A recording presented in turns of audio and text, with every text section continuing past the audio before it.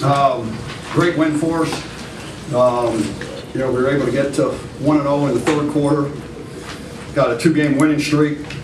The kids played hard, kept battling, all the way.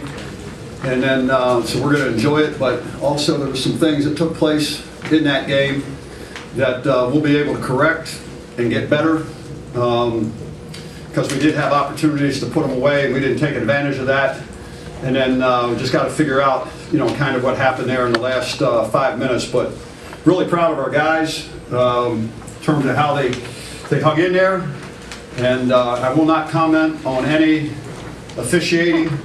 I've been fined once in my career, and with the state budget and everything else, we don't have the money to pay a fine. So please do not ask me any questions. My mother was here today, and she wouldn't have liked some of my language that I used on the sideline. So I'll leave it at that and fire away. Brady, from your perspective on the field, you didn't see the film yet. Do you think that third quarter was the best quarter your team's played this year? I thought we played pretty well there. We took advantage of some opportunities, and again, it's one of those things where I know there's another team on the other side that's playing, but I'm still searching for us to get that consistency for 4 quarters. But we played very, very well there. We made a big play there that we thought we could make, and defensively for 3 quarters we played really well. 3.5 quarters, 3 3/4. We played very, very well, and then we kind of, I don't know, I'll have to watch the film. They had to put a lot of pressure on the quarterback to get 6 sacks today. What's been the change there? Well, I think if you noticed, we've done some things where we put some different people in there, and we moved Cam Stapleton in there and had Darian Beavers. We went to a 4-man front in some passing situations. But again, a lot of times pass rush is just effort. I think the guy's effort has been better. And then again, one guy gets up and the quarterback steps up in the pocket, another guy can come off his guy. So I think it's a total effort, by all the defensive linemen in terms of basically, taking care of their responsibilities. It's been a tough go for some of your senior defensive players. How rewarding is a day like today where they all seem like they really stepped up the level of their play? I think, the one thing is anytime you implement some new things and maybe things that fundamentals and techniques that guys might not have been used to playing, I think it takes a little bit of time to get comfortable and to feel comfortable.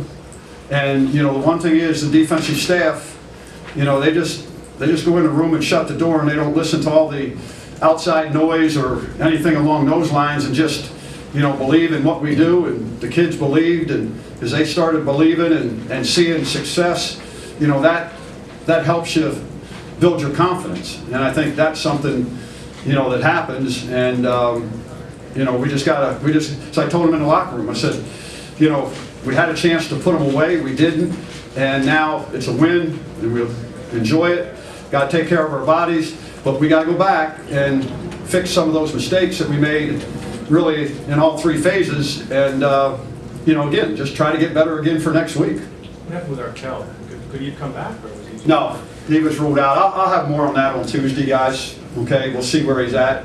But I don't want to get into any specifics right now until I have a chance to talk to the medical people tomorrow after they examine him, and then, like I said, we'll see how he is after having a day off on Monday, and then on Tuesdays I'll address that at our media availability at that point in time. What about Junior Joseph? He left the game. Excuse me? Junior Joseph left the game. He looked like he had one arm to play with, and he drops back and saves the game there with that play. Junior's a football player. He's a guy that's tough. He's a guy that wants to be out there. And really, what they told me, they said he hyperextended his back, and they were just going to check him, and I guess he was okay to go back in. So if he went back in. Ricky, just how exasperating is that final moment, those final moments when you control the game, and now here you are watching one final play out with zeros on the clock, hoping the ball will hit the turf? Got to be careful how I answer that. Good question. Well, you just hope you can make a play. You just hope you can make a play because the kids expended so much energy to try to get a win, and you didn't want to see it come down to, you know, that situation, you know, there at the end of the game. You know, and that's the whole thing. I mean, that's the whole thing. You're dying for them, is what you're doing.